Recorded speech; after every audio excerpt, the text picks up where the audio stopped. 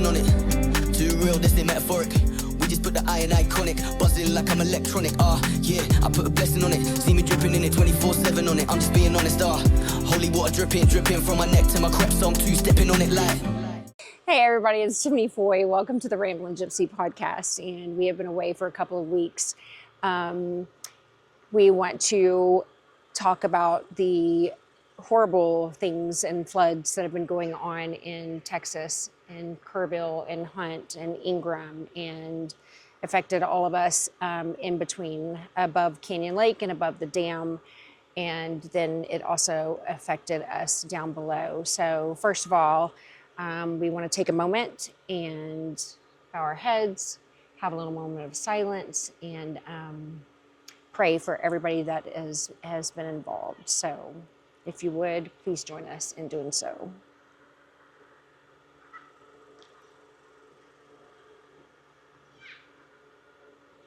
Thank you.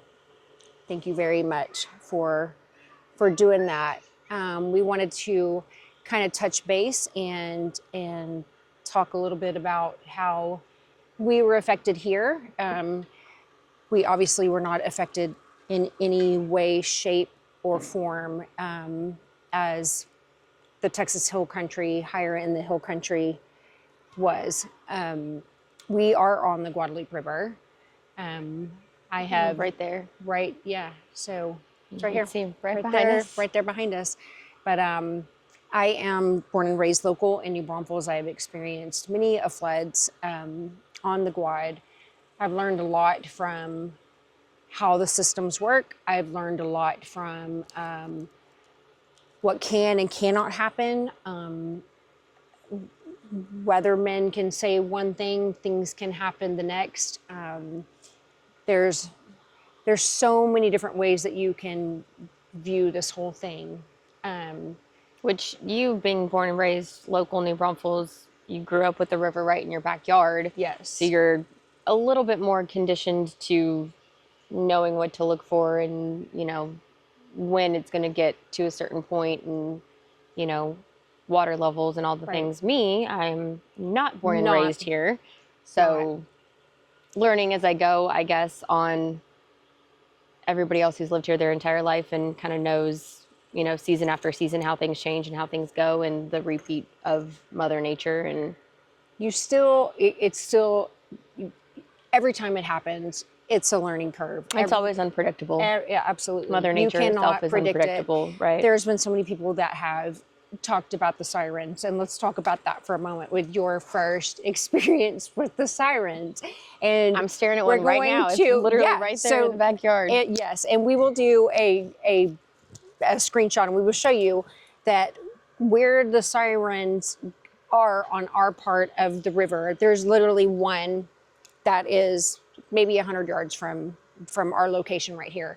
And when they do the siren test, they normally they'll send out emails. They'll send out. It's announced on the county, website or Facebook, or and everybody that has properties up and down the river. So we kind of you get your alerts and community bulletin. I have not subscribed for such services yet. So we had they were doing normally, and for whatever reason, and I still don't know exactly why they changed the date or the time, and I'm sure there was a viable reason, and like I get going and blowing and whatever.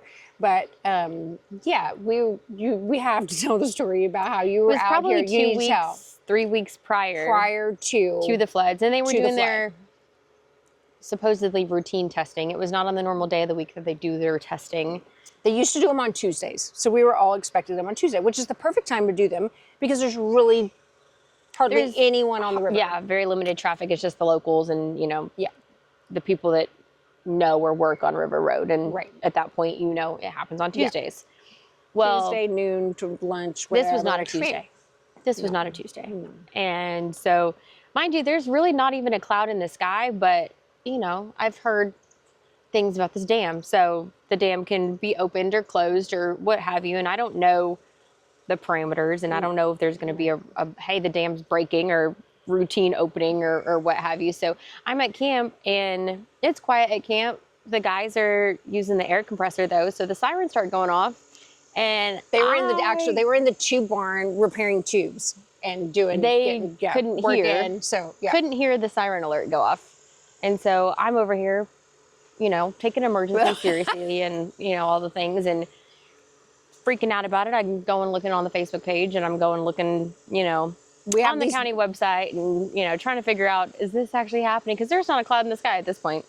No, and we have our group text. We have with all of us that are here, and then we also have these walkie-talkies. And I think I have gone through every shape, form, fashion Brand of walkies that are available and within reasonable pricing and what have you. And we have up and down River Road, you've got minimal to no service from one end to the next. And some of them have to be connected to Wi-Fi, some they don't give a damn, some whatever. There's all kinds of different scenarios. But for whatever reason, right where we are located, we have absolutely the worst cell service, period.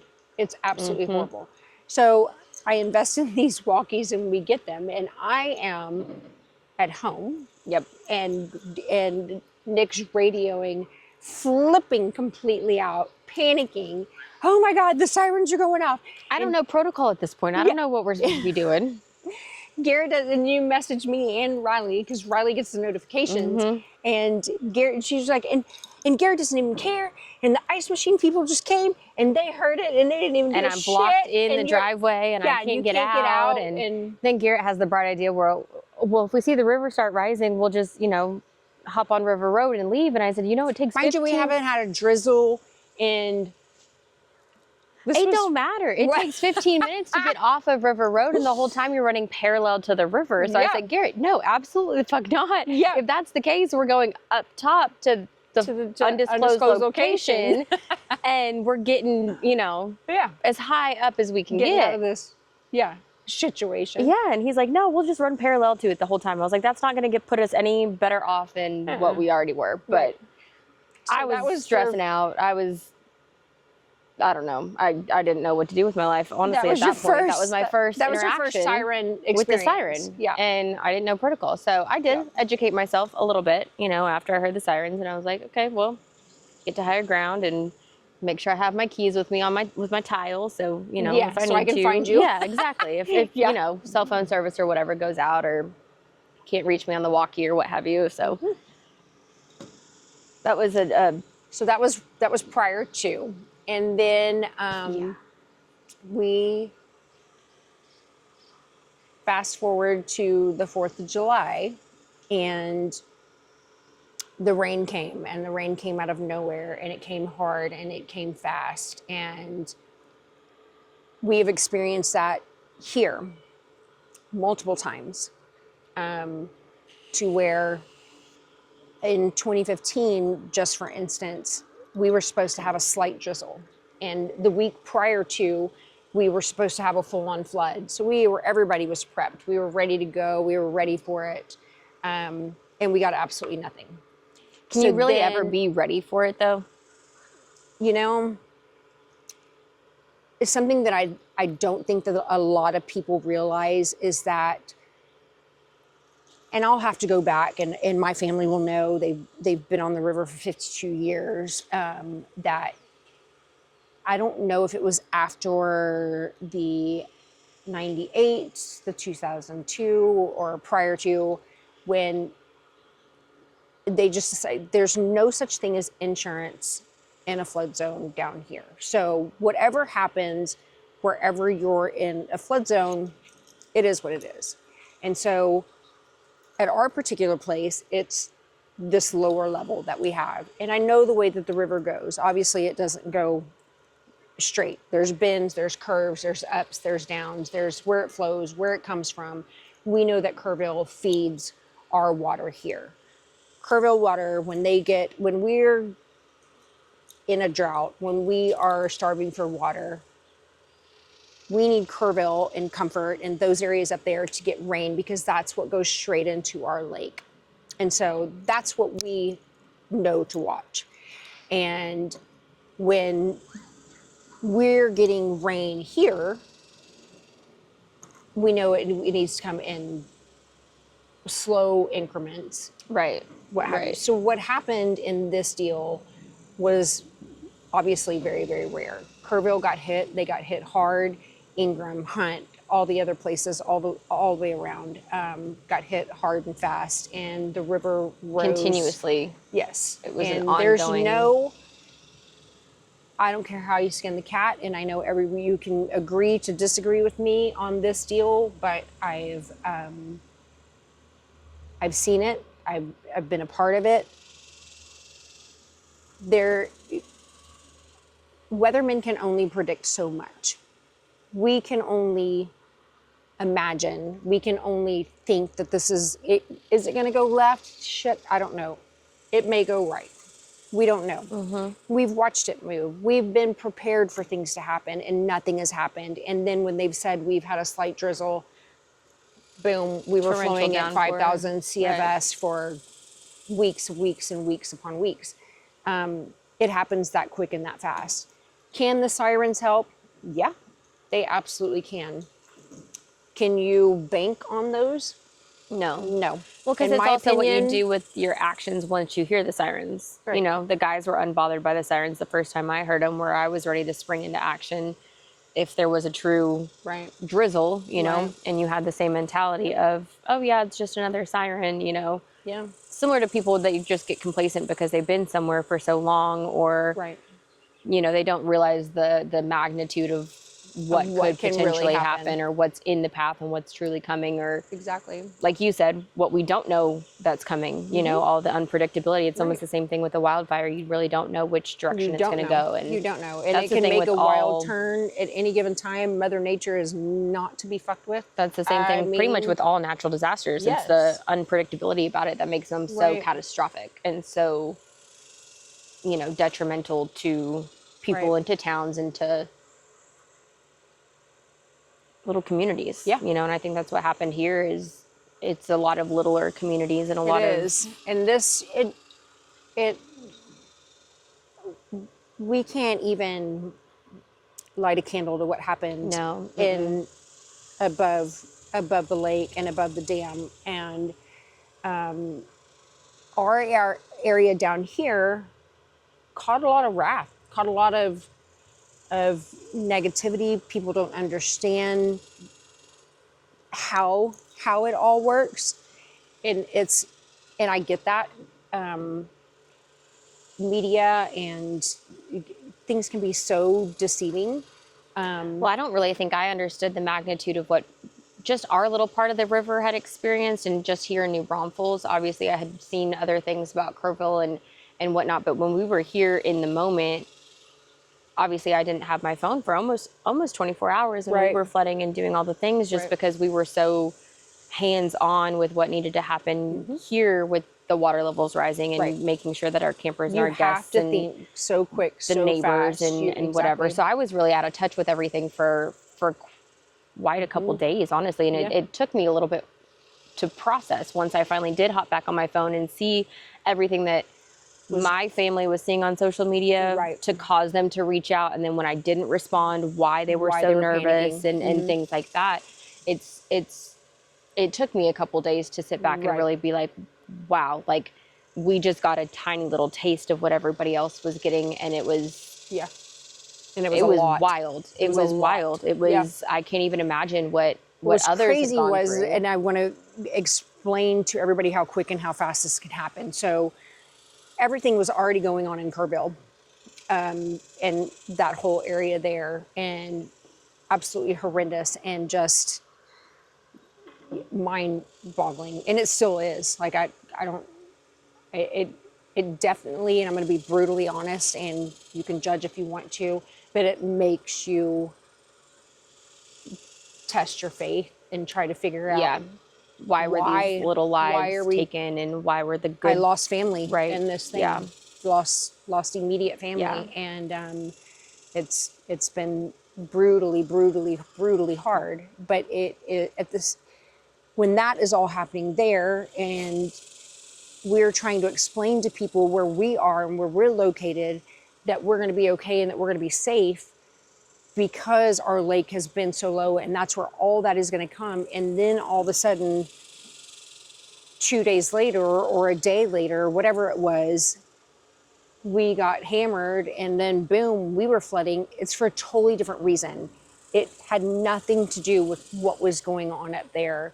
There were so many misconstrued stories that were going out as, oh, they opened the dam. And I mean, we even had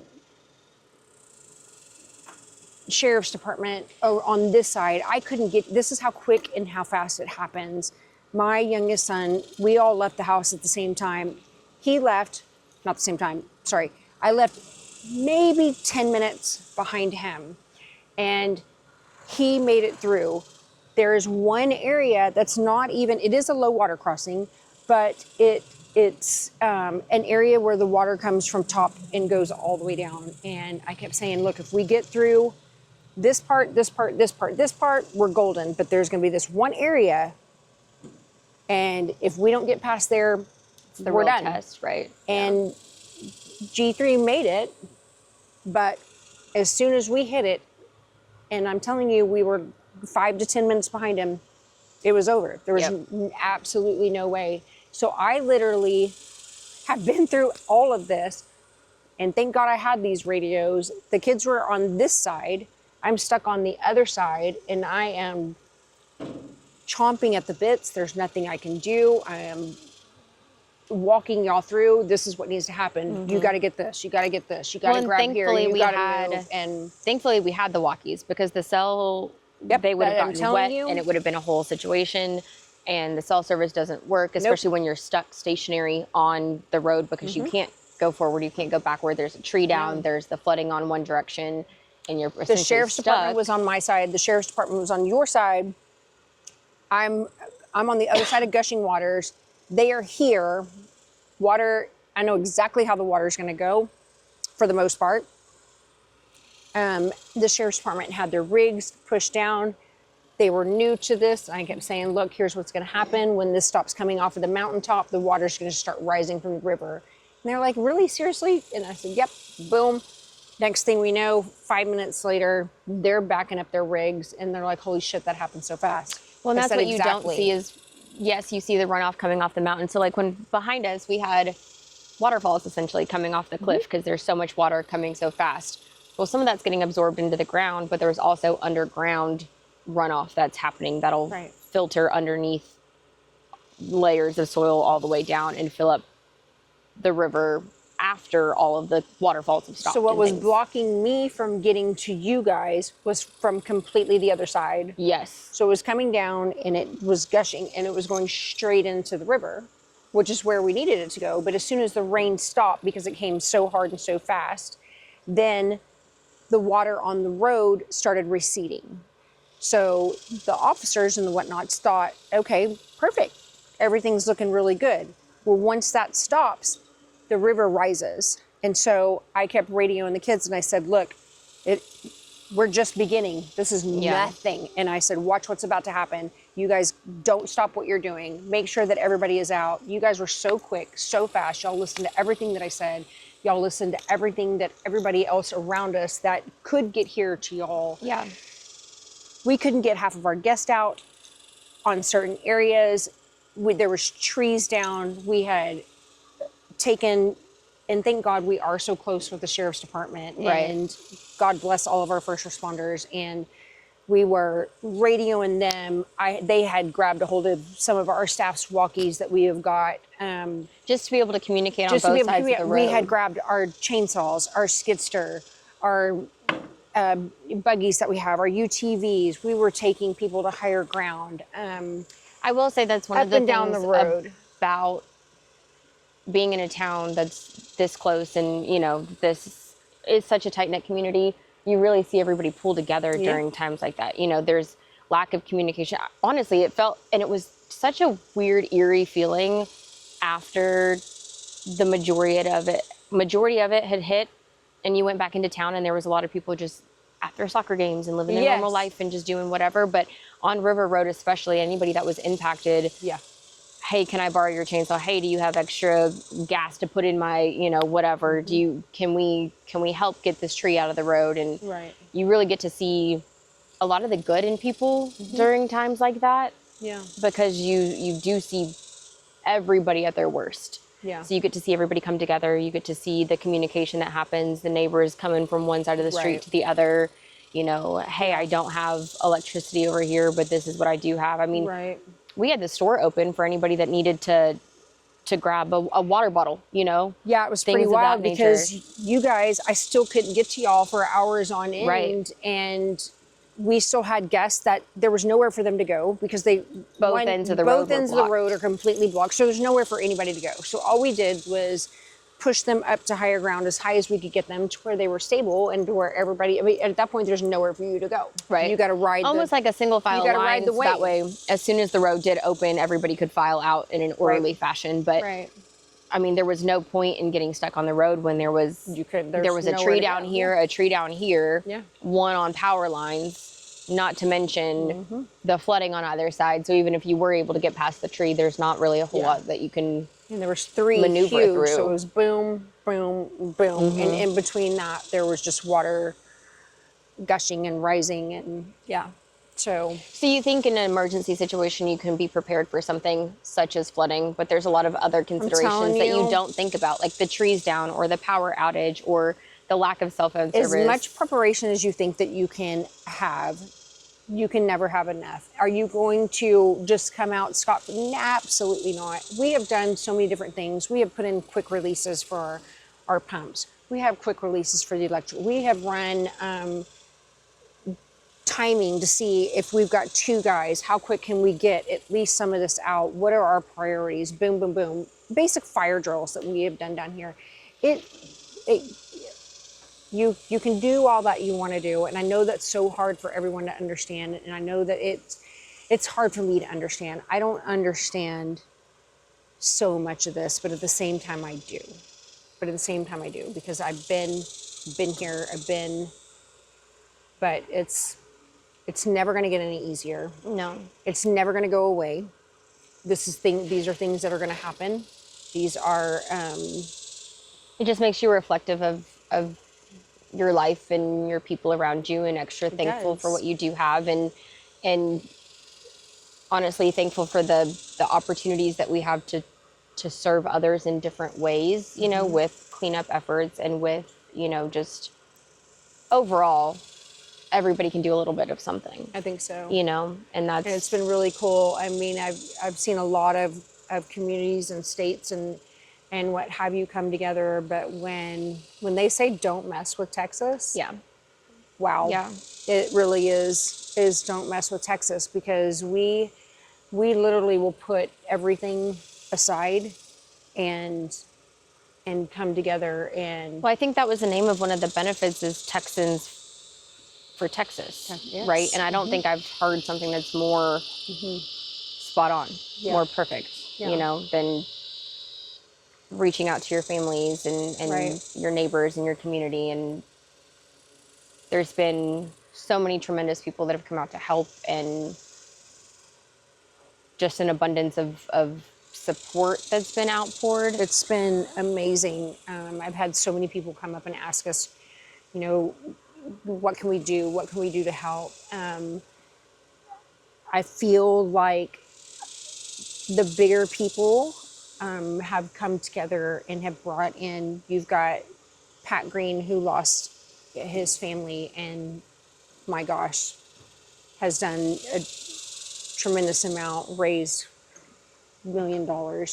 You've got Rich O'Toole that has jumped up, and they're going all over. And I could just keep on listing, and I could keep on listing, and keep on listing. There's, we just did a big benefit this last weekend, did great, raised 58,000 plus, and it's still going. And we have George Strait that's coming and doing his big deal. We have Robert O. King that has got this huge deal that's going. What we want to do is start a continuous benefit, but not start it until next year. Right now, I feel like everybody has got it handled. Everybody is just coming together. There are our Helicopters for Heroes have been going. They're cooking all over the place. Jake and the guys are just doing amazing. And I think we keep it going. We will never, ever, ever let these littles and the families and everyone that has been affected by this ever be forgotten. Yes, you're lost, and yes, we miss you, and will I ever understand this? Probably not. Probably not. I'm going to try to, as everybody else is, try to process it as best as we can. Yeah. But we will continue to pray.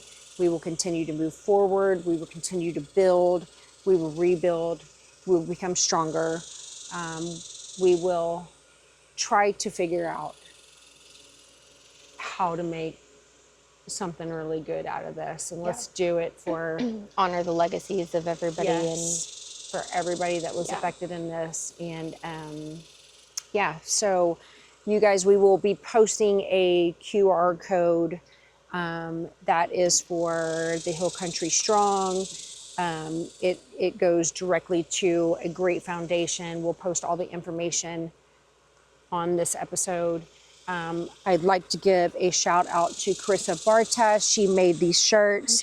She is selling these. We will put a link also. You can get these. These also go, every bit of it. She is working day and night, and we love you and thank you for doing this. This is one of our OG customers and clients that comes and stays out here with us on the Guad. And so she's good people. There's so many good people that are doing what we know how to do. So as much as we would like to laugh about the things, about the sirens going off and us damn near shitting ourselves, and us getting in and trying to recoup what we could recoup, the moral of this episode and the moral of this story here is that they are lost, but they will never be forgotten. And we will keep this legacy going for you guys, for our Texas family, for our Texas Hill Country family. And we will always be Hill Country strong.